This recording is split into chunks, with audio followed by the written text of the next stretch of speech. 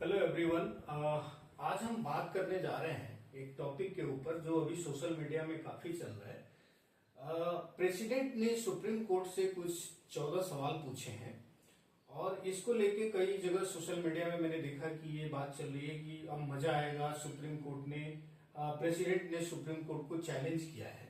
ये एपिसोड कहां से उत्पन्न हुआ, पहले ये जानने की कोशिश करते हैं कि कुछ महीने पहले तमिलनाडु गवर्नमेंट ने कोई लॉ बनाया था और वहां के गवर्नर को गवर्नमेंट ने जब भेजा उनके कंसेंट के लिए, तो गवर्नर ने कई महीनों तक उसको अपने पास रखा और कोई जवाब नहीं दिया। तो तमिलनाडु गवर्नमेंट ने सुप्रीम कोर्ट में अपील किया और सुप्रीम कोर्ट ने आर्टिकल 142 के अंदर पावर एक्सरसाइज करते हुए कुछ ऐसे ऑर्डर दिए कि कोई भी बिल अगर गवर्नर या प्रेसिडेंट के पास जाता है तो there should be definite time period within which either the consent और डिसेंट शुड बी गिवन। अगर आप नहीं देते हैं उस टाइम पीरियड के अंदर तो वो डिम्ड एसेंट माना जाएगा, डिम्ड कंसेंट माना जाएगा। कुछ 3 महीने और 1 महीने का टाइम सुप्रीम कोर्ट ने डिसाइड किया।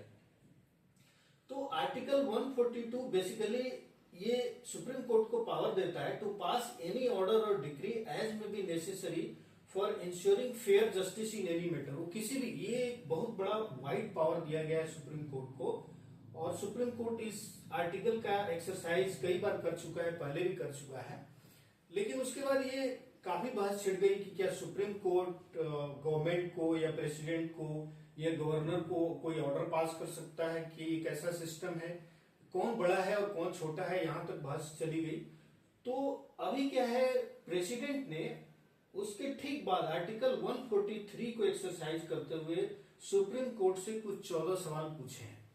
अब इस आर्टिकल 143 को क्या समझने की कोशिश करते हैं। ये क्या है, प्रेसिडेंट को पावर देता है to seek opinion of supreme court on any question of law और फैक्ट इन पब्लिक इंटरेस्ट। अगर प्रेसिडेंट को किसी पब्लिक इंटरेस्ट में लगता है कि मुझे सुप्रीम कोर्ट से किसी क्वेश्चन ऑफ लॉ या फैक्ट के ऊपर कोई ओपिनियन चाहिए, तो president can refer to the supreme court. और इसी तो ये जो सुप्रीम कोर्ट का ओपिनियन आता है वो जस्ट एक ओपिनियन होता है, कोई रूलिंग नहीं होती और इसलिए गवर्नमेंट पे बाइंडिंग भी नहीं होती। इस आर्टिकल का और इस 142 और 143 का एक्सरसाइज पहले भी कई बार प्रेसिडेंट कर चुके हैं और सुप्रीम कोर्ट भी कर चुकी है। आर्टिकल 42 का जो ऑर्डर अभी आया था सुप्रीम कोर्ट का 8 अप्रैल 2025 को, उसके लिए काफी बहस हुई थी और हमारे उपराष्ट्रपति ने यहां तक भी कर दिया था कि ये तो ऐसा पावर दे दिया गया है सुप्रीम कोर्ट को, just like a nuclear weapon, कि वो कभी भी कुछ भी बोल सकता है, कोई भी आदेश दे सकता है। तो हु इज सुप्रीम, यहां तक बात चली गई थी। तो मेरा कहना यह है कि अभी जो प्रेसिडेंट ने 143 के अंदर सुप्रीम कोर्ट से सवाल पूछे हैं, it is a regular exercise और you can say it is a usual process given under the constitution. ये कोई सुप्रीम कोर्ट को चैलेंज नहीं है। तो ये बिल्कुल ये गलत धारणा है और इससे हमें बचना चाहिए। कोई किसी को चैलेंज नहीं कर रहा, दोनों ही अपने अपने लॉ के अंदर या कॉन्स्टिट्यूशन के अंदर जो पावर दिए गए हैं उसको एक्सरसाइज कर रहे हैं।